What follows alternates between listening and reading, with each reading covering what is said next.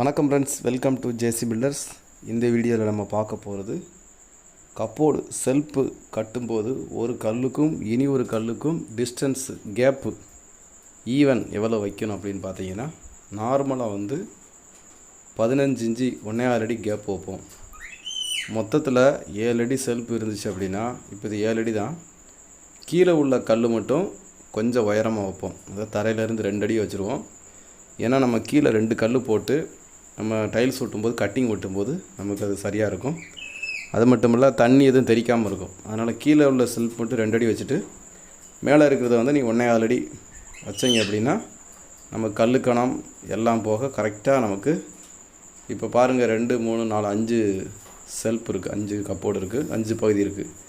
ஒருவேளை நமக்கு 4 போதும்னா 4 போதும், 6 வேணும்னா நம்ம அதுக்கு தகுந்த மாதிரி ஈவனாக கல் வச்சு நம்ம மார்க் பண்ணிக்கலாம். Okay, thank you.